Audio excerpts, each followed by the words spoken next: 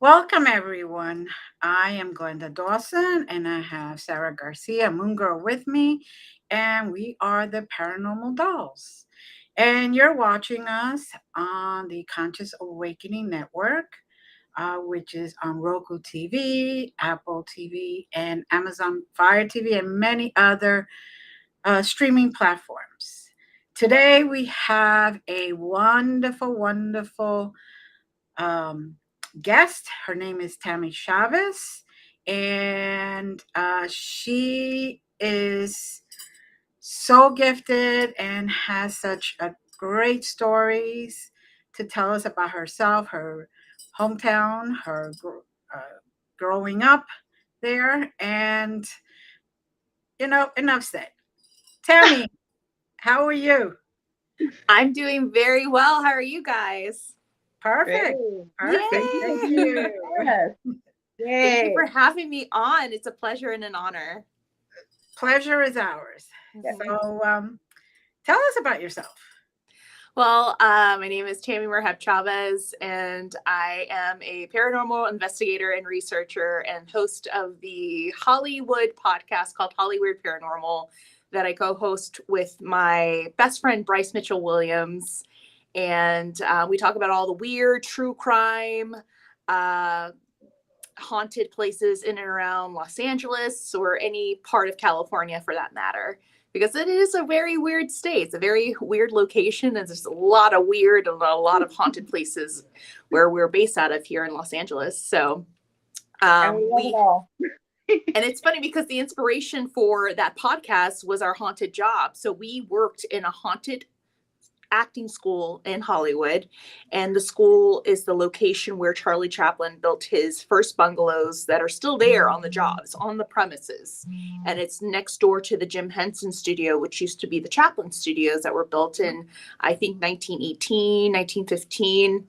And what ended up happening is, like, we would always hear like ghost stories circulate around our job from coworkers to even temporary faculty members and even students and security members about this shadow man that they would see in a bowler hat, and an apparition of a man that they would see after midnight roaming the grounds.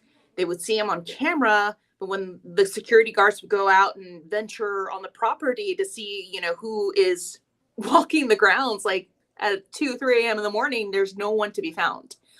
So that's how our idea kind of came about. And, I'm also from a very spooky city. So I've always been this closeted paranormal weird girl that finally got to like spread her paranormal wings here in California 8 years ago with this podcast. And you said you're from New Orleans. Speaking of a lot of paranormal activity there, can you tell us a little bit about your upbringing? Because there's a rumor that you grew up around ghosts and stuff like that, or? Oh, definitely. Like, I mean, I always knew growing up in New Orleans. Well, let me backtrack. Growing up in New Orleans is so different. Like when you live in that city is so different from visiting it. It's a city that has a lot of charm, but it's a city that has a lot of harm as well. And I feel like people fear more the living than they do the dead if you're from there and you understand.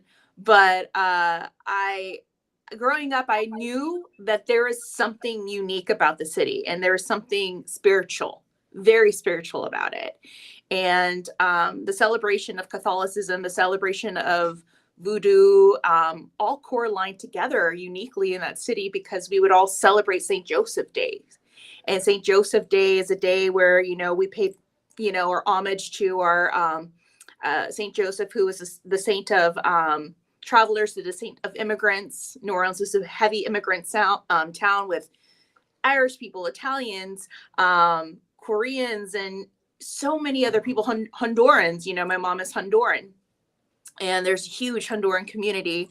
So it was just like very unique to see like how the Catholics celebrated that holiday, but then you knew who the people who were practicing, voodoo practitioners, they would dress up in white and march the streets and celebrate and pay homage. So it was really unique to see that.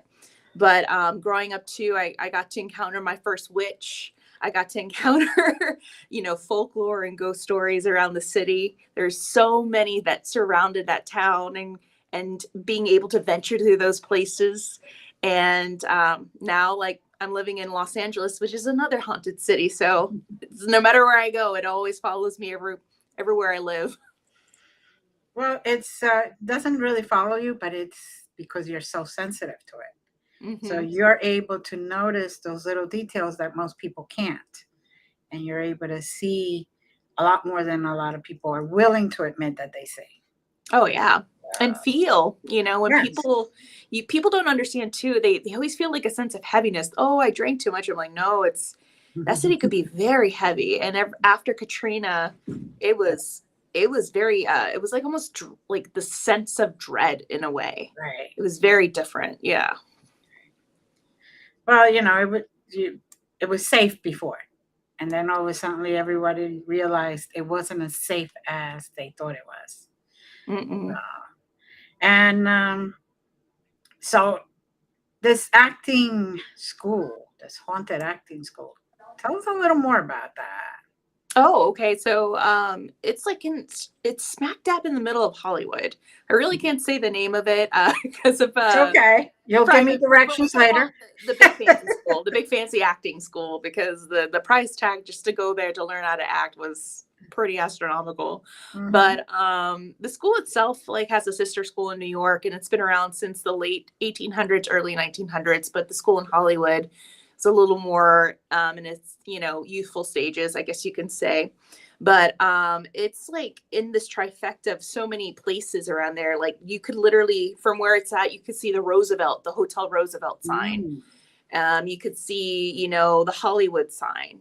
And, you know, it was just surrounded by so much history and so many places that have a lot of activity.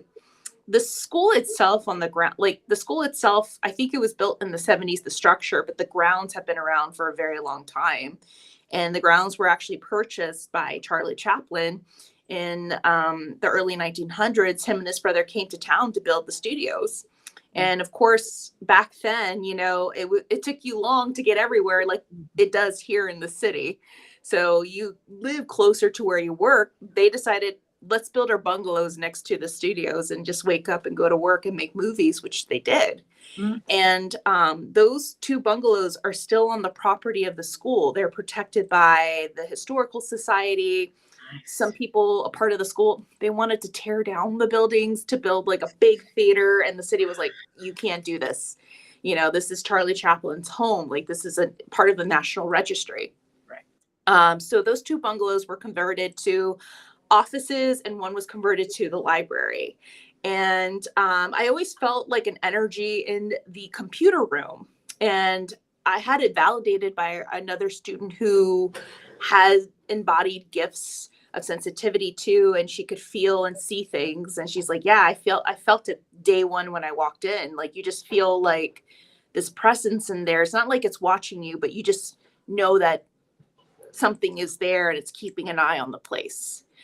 So there are a lot of stories that would circulate when I started of a man that would be seen walking the grounds between 4 a.m. in the morning from security guards. And it was one of those things where they would pass down the story to newbies. And it was like, we're not trying to scare you, but you have to know that these things are going to happen and you have to keep a watchful eye on them. And so I remember there was this one security guard, her name was Dulce, and her and I got on, and she would tell me some crazy stories. She's like, yeah, when I first started, they warned me about this. I thought it was a joke. But when I saw it like 3 months into my job, that's when I knew something was up. And I'm like, well, what did you see? She's like, well, it was shadows. I would see shadows. And then I saw the man on security camera. And I asked her, what did the man look like? She's like, oh, man, he would just like, you know, you have to come in with a fob. Like you have to come in with a card. Like we would know if someone were to come in, the gate would open, but you won't see it. You won't hear it. You would just see this man out of nowhere walk the grounds. And he looked like he was dressed in a sack suit. Like the way she described it, I was like, yeah, that's what they wore in the 20s and the 30s. And she's like, yeah. And then he had this hat. And it was like, she just like kind of described it like a bowler hat. I was like, I see now. So And she's like, yeah, I was told it could be, you know, Mr. Chaplin, the movie guy. And I was like, oh yeah, Charlie, because yeah, the houses are here. Another story that was very fascinating when I started as the assistant costume director was from my my boss, who was the costume manager. And there's this one story that to this day, like she, you know, she says it with, like, you could just tell in her face, like she's still kind of traumatized from it. But when I first started, she's like, I'm going to show you this location where we keep certain costumes away from the certain parts of the shop. And I said, oh, is it, you know, just because of the temperature of the shop, you don't want the fibers of this costumes to get, you know, damaged. She's like, no, there's a reason for it. And I said, oh, okay. So we go to the back where the props are kept. And it's like further back in the building, and but close enough to the shop to retrieve. And we go into the location. She grabs this bin, and it's a bin of straitjackets. And I was like, oh, great, we have straitjackets. That's great, you know. She's like, oh, you don't know the story of this. And I said, well, what happened? She picks up one, and there's like, it looked like it had been torn and repaired, like the way it was sewn, like it was repaired. And I'm like, oh, did an actor go crazy, you know? And she was like, actually, we don't know what happened. And I said, okay, well, what's going on? Like, what do you mean? So she's like, well, you know, you're going to notice some things that are going to happen here, and things that can't be explained. I'm like, oh, I'm all about this life. Tell me more. So it turns out that a few years back, they were doing a show called One Flew Over the Cuckoo's Nest. And for some of those who are very familiar with Jack Nicholson, that was one of his earlier films. And it was actually a play. So in the play, you know, there's these mental health patients, and they have to wear straitjackets. So we needed 3 or 4 of them. And when she was here, I think she had them rented. So they were rented, they were fitted, and they were during the week of dress rehearsals. For some reason, the costumes were kept in the shop. And then they were eventually moved into a storage place next door to it, because there were so many shows going on. I think they were also renovating the theater, and they needed the costumes to be well kept and safe. The storage where they kept them in, 2 people had access to it. It was like whoever was head of the school and the costume director. So she said that on the first or second dress rehearsal night, they had locked the straitjackets and the costumes in this storage room next to the shop. The next morning they come back. She comes in a little late, and her assistant is like very frantic, very, very frantic. She's like, I don't know who came in to the storage last night, but you have to see this. So she goes into the storage with the assistant, and the straitjackets are completely cut. They're torn. And but all the other costumes that were hanging were safe. Like, they were like untouched. But for some reason, specifically the straitjackets looked like someone had grabbed them and torn them into pieces. And it was a big ordeal. I mean, the head of the school was involved, the director was involved. They were blaming, you know, my boss at the time. She's like, why would I create more work for my shop and my workers? Why would I create this chaos when there's a show that opens literally tonight? Right. So it was just the oddest thing, because no one had access into this room aside from the director and the head of the school.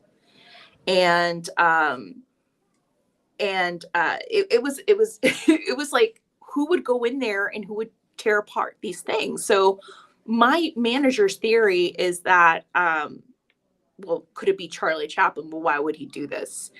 Well, could it be his mom? You know, his mom suffered too from a very debilitating disease, and she was also locked in mental hospitals as well. Like, could it be something like of a trigger object that triggered something there, and it just went off on these straitjackets? So long story short, they didn't want to pan it to something unexplainable, but they did because it was unexplainable. Why just these jackets that were rentals? That was another thing, you know, they ended up having to buy them. They were like expensive, and they were able to repair them because she was amazing in putting pieces of cost. She was a great builder for costumes. So she knew what to do. And boy, was she like working the skin of her teeth. So it was like, you know, why would I cost the school close to $1,200 of, you know, these rentals that we had to purchase? Why would I work crazy trying to repair these things? You know, it just, to this day, we still don't have an answer. We don't know what happened, and we don't know why it happened. But my hint is that something was triggered by these things here. Right. Well, especially since the mother did experience having to be locked in an institution, which maybe she was not even crazy. Maybe she was just seeing things like a lot of people used to be. You would be sensitive, you would see ghosts, you would experience ghosts, and right away you got put away because you were crazy. Yeah. The craziest thing I forgot to tell you too. So after my manager left, I took her place. We were doing more renovations, and I had a new set of students working for me in the shop, and they would come in really early in the morning to fulfill their hours. And I would come in an hour later, and they would say, Tammie, I thought you were here. I'm like, what do you mean? Like, well, I would be here washing the costumes in the laundry area. And I would see like, it looks like you, but I'm well, it's a shadow, but I assumed it's you because, you know, you would come in the morning. But when I would call out, no one's there. And I'm like, that's weird. Well, we started cleaning around that area of the laundry. And for some reason, the bin of those straitjackets were there. So I moved them back to where they were. And now people stopped seeing the shadows. So it was the craziest thing. And I would feel it too. Whenever I would go back there and do laundry, I would feel like somebody's like looking behind me, like, what are you doing? But ever since we moved that bin back into the props, like it just stopped, which was really interesting. Were those straitjackets like used on people, or they were just solely costumes? They were used on people, yeah. So I mean, it could be, it could be many things. Like that, there are scenes in that play of One Flew Over the Cuckoo's Nest and other shows that they were used for, where I mean, they're absorbing so much emotion from those acting students. Yeah, and you know, if they were ever really used truly in an institution. You know, who knows? Who knows where they came from originally. So, and they could be different, even if it's not like per se haunted, but like. Oh yeah, I mean, they're originally from a rental house, so I don't think they were used in a hospital, but then they were rented out before. So Lord knows. I mean, yeah, that chain of of usage, what it could have absorbed in time. And so you have been into this basically all your life, and how did you realize that this is what you wanted to do? I've always had like a fascination for the paranormal and spirituality when I was very young. I always especially that was an influence, you know, living in New Orleans and growing up on the stories, growing up learning about, you know, certain religions in my area, and also, you know, certain practitioners too. And then I just remember just being immersed in like all sorts of readings and literature, and even shows like Unsolved Mysteries came out, and you know, sightings came out, and I loved it. And I think back then it was a little taboo, and you know, people thought, you know, that was kind of silly or not to be, you know, talked about. But ever since I moved to LA, I just slowly started to kind of break through the shell and decided, you know, well, I'm experiencing so much, and working in film and working in theater. I'm a costume designer by day. I work too. That was another thing that led me in my journey. working in a lot of haunted theaters. Like I've worked in a lot of old theaters. I've had my first paranormal experience in a haunted theater in New Orleans. And that like really catapulted me into like diving more in what we were really dealing with. And then working on older film sets in grad school, working in old plantation homes were pretty interesting. And seeing that chaos kind of like erupt, you know, through all the chaos of shooting a film, that is very triggering too. And seeing that all this happened in front of you, you know, it just catapulted me even more and more to get involved, you know, in this community and to try to investigate and go deeper into what we're truly dealing with. Now, you have an amazing podcast with your co-host. Can you tell us a little bit about the podcast? Yeah, so we started the podcast in 2017, and we decided to call it Hollyweird Paranormal because people call Hollywood Hollyweird. Everything is so weird around Hollywood. It's not what you see on television at all. Like I love it, though. I'm all up for it. It's so gritty. Like I've been working out of there for 10 years, and it's so gritty. It's so different. Like what you're presented during the Oscars, the city actually cleans up temporarily, and then it's back to like to normal. It's back to reality, and it's pretty intense. Day, Tammie. Yeah, it's just like, but yeah, it's cool because you see pieces of history there. It was really exciting to drive in every morning into that city and to, you know, be around all that history.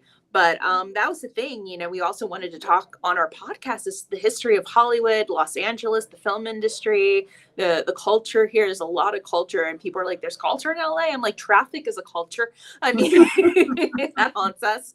But there's so much here. And I remember my husband was like, well, once you run out of stories, I'm like, it's California, it's LA. There's always a story around every street corner.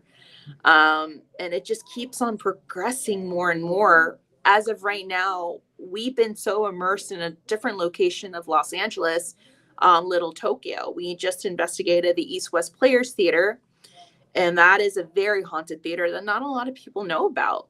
And the technical director has like an Excel spreadsheet yay long of people who've worked in the theater, and I've seen actual full body apparitions, had heard voices, and had witnessed things that they couldn't explain. And because it's such a small community, he referred me to a vintage store that I'm going to investigate tomorrow, where the owner, I mean, was so amazing to tell us all of his experiences and the experiences of the men that he hired to renovate the place. And when you have 4 people witnessing a full body apparition in front of you, that says something, you know, that says that there's something there, and undeniable. It's like it wants us there. Out of no, we were documenting, it was me and Spooky Foodie Ansley, another creator, we were documenting our little like adventures, and out of nowhere, the owner of that building that we were about to investigate reached out to us and was like, I know one of the ghosts there. That's my great grandfather. I know he's there because he died there. And so it's like, how is this all happening? And why is it happening to us? Like, I feel like whatever's there is leading us to tell a story. And there's a lot of stories to tell. Oh, yeah. Looking forward to that. Definitely. And so now you guys go basically to locations and then speak there, or just film and then... Oh, everything. Yeah. I really do more of the investigation. Bryce comes in as the second pair of eyes and ears. He's like a little more of the open-minded skeptic. He's more skeptic. But I feel like he also has a lot of sensitivity too, that he tries to block. And primarily I go there to listen to people. I think when you investigate, it's not just, I guess there's this like notion that people think that you're going to be a Ghostbuster and just take out whatever's there. And a lot of times it can't be taken out. Like it's there for a reason. I think at times you have to teach them how to live with it. You know, sometimes it's not just the establishment, it's the location. And that's what it is in Little Tokyo. This was an area where back in 1940, 42, 45, you had the executive order of 9066. And this is the order that evacuated and took away a lot of Japanese Americans and submitted them into internment camps. So you had all that trauma there. And yeah, it's all like residue from that time period there. So we go in because we feel like people have a story to tell. We want to interview them. We definitely want to bring in our friends and bring in our, instincts and figure out what's there. We work with psychics. We bring, some pretty vetted psychics to come in and read the place, and they're pretty spot on and telling them and us, like, this is what you're dealing with. This is what you can do. You guys are going to have to live in harmony, and this is what you can do to make that happen. A, B, and C. And sure enough, whenever we go back and check on them, we always like to, wait a month or two to see how it, turns out. We reach out to them, we visit them, and they're like, surprisingly, it's been quiet. Little things will happen here and there. Or the activity is kind of the same. Some days it's good, some days it's bad. But, we've learned to, now after knowing what it is, we've learned to live with it. And we've learned to compromise. That's another word I hear, is compromise. So it's really fascinating to hear that and to figure out what we can unearth in a lot of these places. But that's what I call remediation. You go in and everybody tries to come up with an agreement on both sides. Yes. Yes. Yeah. I get a lot of emails from people that are like, I need you to come in here and take this away. And we're like, well, what is it? We need to figure it out. Yeah, right. We have to figure it out. And I hate to say this, but a lot of times, especially investigating and dealing with private cases, a lot of it is mental health too. A lot of it is like, well, I've been off my meds. Or I've been mixing meds. I'm dealing with my anxiety, depression, and all this. And it's, it can cause them to see things and do things that they didn't know they were capable of doing before. Mm-hmm. So, I mean, that's where it gets a little dicey. Mm-hmm. I mean, just how can you tell somebody, no, it's not something paranormal? It might be, Yeah, there was one case. It was a good case to be on for me to learn that, people, like, mental health is still a stigma. But there was a case where a woman thought that her house was being haunted by several demons. And I was invited by two other investigators, one who was a retired police officer. So he was really great in interviewing and being that eye. He was so observant. And that's what he taught me the most, was you have to have this eye. If you ever do a personal case, these are the things you need to do, A, B, and C. If you don't feel safe, then don't do it, but I felt very safe with them. We walked into the house. We spoke with the woman. She was older. She lived by herself, but she lived in chaos. She was a hoarder. And the house smelled so bad. Like, I felt so bad for her and how she was living in this chaos with all these cats, and the cats were defecating. And you could smell it. We did the walkthrough, and that's where he was teaching me, like, look for this, look at that. We passed the bathroom, and in the bathroom, it was very heartbreaking because you saw like 8 to 10 different pill bottles, and they were like left open. Some were left closed. She has animals here. Like, I hope that these animals are not getting into this medication. She had so many medications all over her sink. Some pills were in the sink. It was chaos. And talking to her, it seemed like she just wasn't well. And it seemed like what we ended up doing was trying to get her to get in touch with her psychiatrist again to figure out what is the best course of medication for her. It seemed like she was overdoing it with the medication. What was the best course of action for her? And I know that investigator worked very closely with her because he was very concerned for her health and well-being. Eventually they found someone, I think it was through a nonprofit, to come in and help clean. And She was put back on certain medications that she stopped taking. She was bipolar, manic depressed. It was like a list, and it just wasn't good in the very beginning. But I'm glad to know like she's doing all right. She's doing okay. She's still living in somewhat of a chaos, but I think that was more of like she needed help than anything else. So nice that you were able to provide that for her. Yeah, at not a least lot of get people it do started. that. No. A lot of people will walk in, oh, she's crazy, I'm out of here, and that's it. Yeah. And I it's mean, like, it was scary. It was really like, I always say it, like the living scared me more than anything, and it was heartbreaking. It was very heartbreaking. Like I really felt for her, because she really needed help. So, yeah.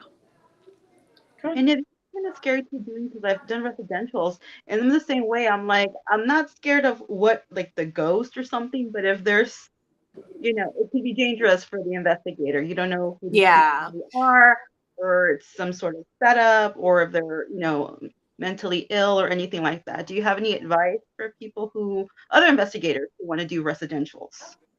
Yeah, I say, like, you have to know what you're doing before doing a residential. Like, it's not just going in and doing a walkthrough and talking to the person. Like, it's best to do a rapport. Like, when the investigator who brought me in to do that, he was talking with her for, I would say, like 2 weeks to get a better understanding of where she was at, where she was coming from. He thought maybe there was something there, but he had to go see it for himself. Second, after taking a class at the Rhine Institute, there's a reason why parapsychologists are inviting, mental psychologists, or inviting them to take parapsychology classes, because they want to start bringing psychologists in for these private investigations, these residential investigations, because a lot of times it is mental health that plays a part in a lot of these cases. And if you have someone who is studying to be that way and would be interested in participating in an investigation like that, that'd be great. But it's best to do your strict due diligence. It's not just talking to them for a day or an hour. You really need to build a rapport with them for a couple weeks, then do an appropriate walkthrough and figure out your course of action. But also to follow up with the client. It's not just, okay, well, this is what you need to do. Bye. We'll see you never. There's a course of ethics that have to be taken into consideration, like to follow up with them and see how they're doing. Very true. You speak perfectly, because a lot of people just think it's going in, getting our video, getting all our machines up, routing everything up, getting our evidence. Okay, bye, see ya. Yeah. And you leave.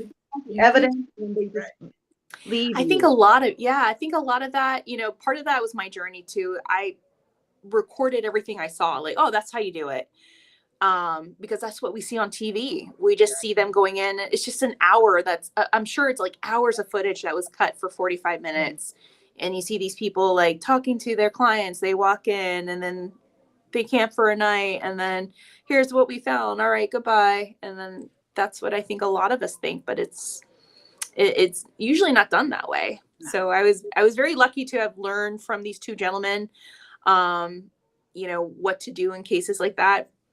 Fortunately, I mean, these are big guys. They used to be in law enforcement. So I felt very safe with them, but also like part of your job is to be a detective. Just take the paranormal out of paranormal investigating, but you have to do your investigation, do your due diligence and see what's really going on. Have you ever been hurt on one of your investigations or brought something back home with you or thought you did? No, actually, I have I'm very grounded. I was always taught, like, if you carry that in your mind of something coming home with you, it's like an invitation that they're going to come inside. And I do, my brujeria as well. I picked up on tips, like I put black salt on my front door and my back door to prevent that. I always make sure that I light my Palo Santo. I talk to my ancestors. I talk to my spirit guides. I'm like, protect me, guide me, and block anything that is not wanted in my space. I always say that. And I always say that in my head, like nothing's going to follow me home. You're not welcome here. And it's funny because I have friends who are psychics and mediums, and they come visit me. They're like, whoa. I'm like, what? You got a couple of things outside. I'm like, yeah, they stay outside. They stay outside. So yeah, she's like, yeah. If anything, the living scare me. There was one time where I thought I was going to get hurt. There was a man who was belligerent. He was drunk during an investigation. And he was trying to speak with these supposed spirits who were murdered in the past at this one location. And he felt that they were being exploited, and he was the conduit that had messages. And I was like, I've been investigating this place for 2 years. I've never heard, well, this is demonic. I'm like, no, there's nothing demonic here, sir. Like, I think it's probably the liquor that you probably ingested.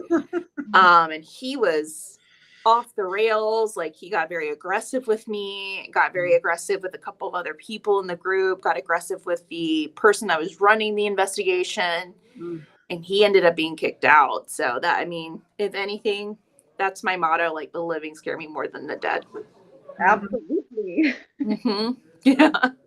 I agree. Have you ever had to like, oh no, I was going to say, besides him, is it kind of hard to you, like, I'm trying to work myself properly. You know, there's sometimes you have to work with people that maybe you feel, I don't know, maybe you're not, how can I say it?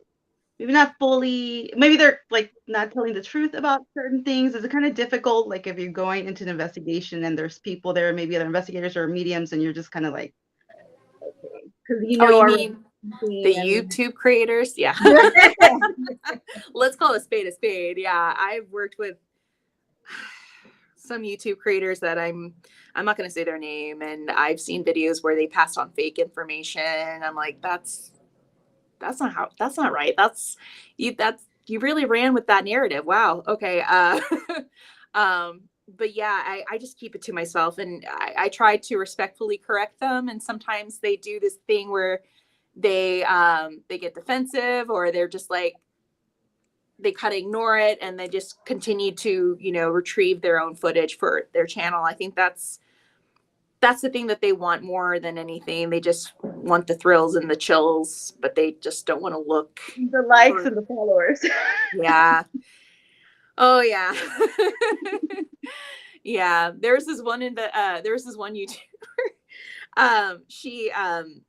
She was doing an investigation of the Pomona tunnels, and she was talking about them during this investigation. And she was talking about this one story of this entity. And I was like, oh no, that's not it. And she's like, no, it's one of the ghosts that haunted. I'm like, that's the story of the haunted house. That's fictional. They created that for the haunted house maze that they did. Right. That's a fictional character. You could find it online. It's part of their story for this haunted house in Pomona. There's no such thing as Mark the Mangler. Mark the Mangler never existed. and it was like, her face was like in denial. It was like, no. I ran with this narrative. We're going with it. I'm like, okay. And I saw the video, and everybody on the comments was like, that was a part of the scare factor, event that they. So, yeah. Do your homework is what another big piece of advice I have for anyone that wants to pursue any sort of investigating. I was having a hard time. I was like, I want to word this like respectfully. Yeah. I think that's where I see a lot lack is ethics and education. Mm-hmm. Another thing I see lacking is support. Dr. Lloyd Auerbach of the Rhine Institute has a hard time calling the paranormal community a paranormal community, because he's like, what community? Mm-hmm. I just see people lacking respect for their peers. I see people not supporting people that need that support. Mm-hmm. I don't see people having certain conversations that need to be had. It's really disappointing nowadays to see like this general lack of support from other investigators, and I mean even paranormal creators who are in the field doing, you know, the same thing that we are. But it's very it's a little disappointing at times, but there are pockets of support that I'm happy to see. One of these being, you know, your show is really great because we, you know, definitely want to support one another, especially female investigators as well. Yes. Like I said earlier, there's not that many female investigators, let alone Latina females. So I'm all up for supporting my fellow Latinas, all of us here, you know. So yay for us, man. We're gonna build a community for us. Yeah, it's really good to see, like, especially like investigators of color. You don't see many of them too often, and I think that they're not getting the support and the praise that they deserve. 100%. So very true. Very true. So very true. So, you have anything coming up that you want to share? Yeah, actually, well, I'm going to be investigating this old vintage shop in Little Tokyo that has a lot of stories. And there is a huge twist. There's a connection to the Manson murders through the story. Can't give too much of it away. No. Second, I'll be traveling to one of the most iconic paranormal places in our world, in our division, and that will be the Waverly Hills Sanatorium. I'll be going there in May, and I have a feeling I'm going to be so emotional because this has been like 15 years that I've been wanting so badly to visit it and just admire it and see what she has in store for me and my visitors. And then I think the new season of Ghost Adventures, I have 2 interviews that I'll be showcasing 2 of their episodes. Nice, nice. And when are they airing? Do you know? I'm not quite sure. I just I did 2 interviews. They had me showcase a paranormal experience I had in one location here in Los Angeles called Heritage Square. And then they brought me on a second time as a researcher for another location in downtown Los Angeles. And that was really cool. I know that the show gets a lot of flack, but surprisingly, Zach Baggins has a lot of diversity behind the camera, which you don't see a lot of. And he still put me, you know, in front of the camera, even though I was like, I don't want to say these things. I don't want my experiences or this to be demonized. Take it or leave it. And they still put me in front of the camera. So props to them, you know, because they didn't have to do it, but they did. So yeah, that should be coming out. I'm hoping probably by the end of the summer, probably midsummer. I know that they're still editing and cutting. So yeah. Okay. That sounds like a lot of fun. Great experiences. You're gonna have to send me the links when they come out. Oh, yes. I know. I'm waiting. I know. I'm like, when is it coming out? So we'll see. I know that they got going to have to come back and showcase the show and tell us all about the details behind the scenes.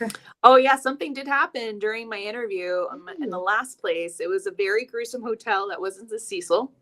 It's not the Cecil. Surprise. But this place, the Cecil doesn't hold a candle to it. I mean, this place had a lot of serial killers, you know, do their bidding, and it was very bloody.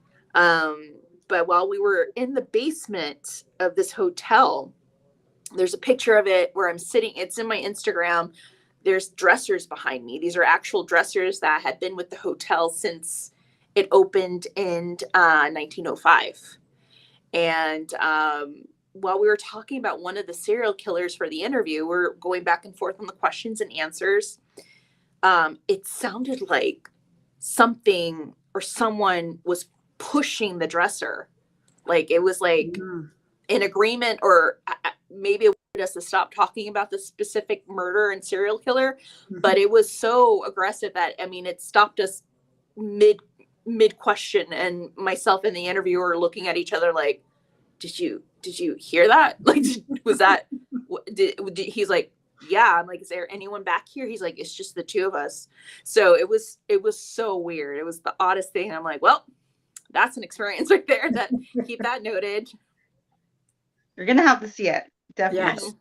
And before we leave, is there one place you really want to investigate that you haven't yet? It's on your bucket list, and why? Oh, the Trans-Allegheny. I've always wanted to go to Trans-Allegheny Hospital. That one seems like a really interesting place to go and venture to. And what is it that is calling you about it? I think it's a lot of its history.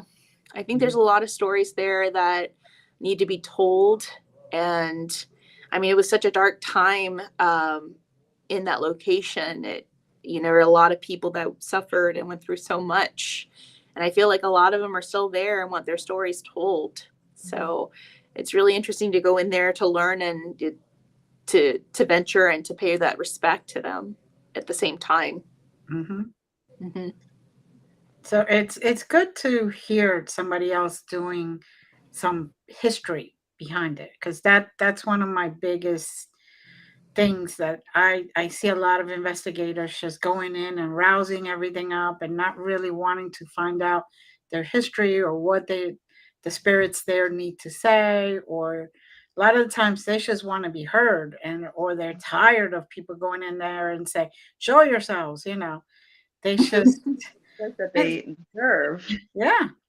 No, Oh my God. Yeah, it's true. It's like true. somebody coming into your house and saying, where are you? You'll be like, what the heck? Who are you? That kind of thing.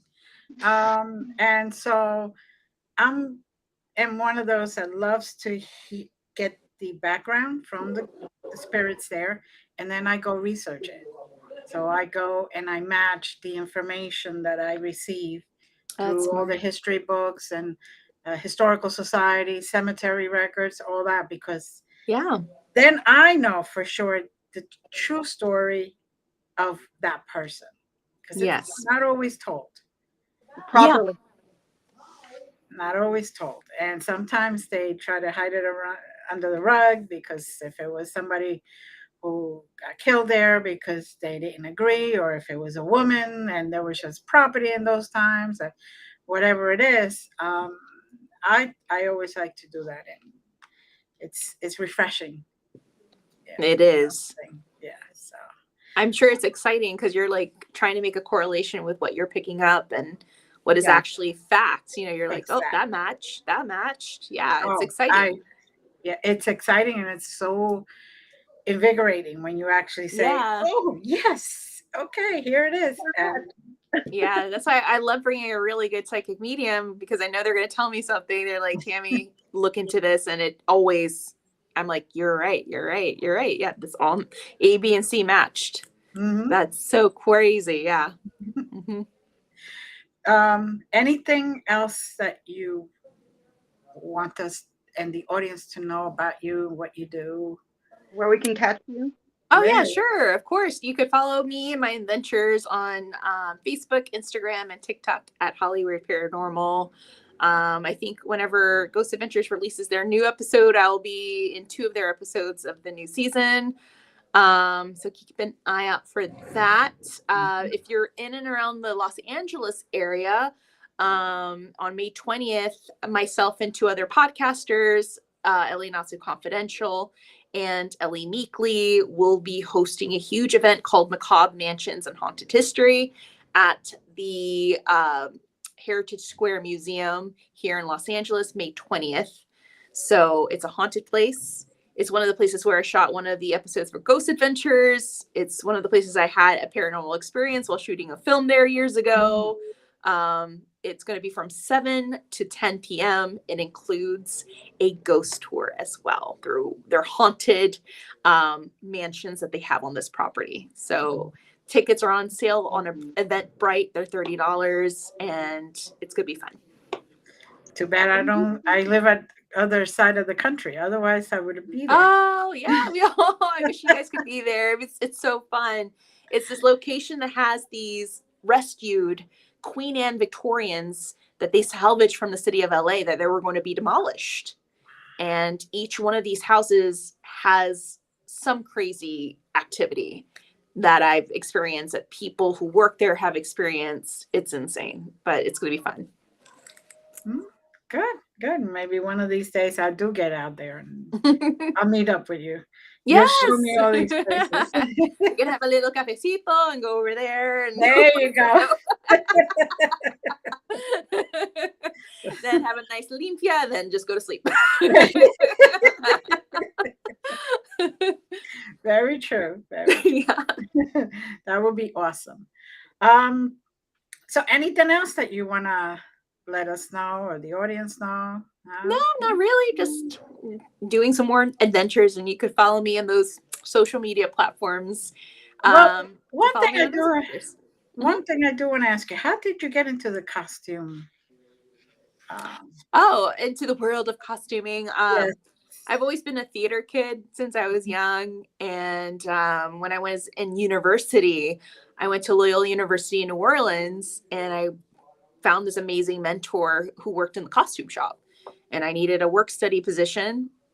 So I worked in the costume shop for 4 years, and I realized, like, I love doing this. I love creating and working in theater. And then it just kind of catapulted to me going into grad school. And then I met the right people who got me involved in shows and other theaters and Broadway and film. And now I work out of a university here in Los Angeles in a haunted theater. And I'm collecting their ghost stories. It's crazy. I'm collecting their ghost stories as we speak. And now the theater's going through a renovation. So there's a lot of work that's going on. Yeah. So yeah. And that's what I've been doing currently. So it's been really cool. Oh, thank you. Thank you for being here with us. Thank you for having me. Great pleasure. Anytime you guys want to come back, especially if, after those 2 episodes come out, come back and we really then could discuss more about it, because I know you kind of want to keep the surprise going so people can actually. Oh yeah, it's a lot of crazy stuff that happened behind camera. No drama, but you could tell, like, some of the ghosts were kind of pissed. So, they were low key pissed at the back end. So sounds like we need to look forward to it. Oh yeah, we have a little cheese man. Yes. A little haunted cheese man. Yeah. Well, thank you. You're very welcome. Nice meeting you again. Thank you, Moongirl, Sarah. And thank you, everyone. Hope to see you soon. Please keep sending us emails, messages, and tell us all about it. Tell us what you want to see.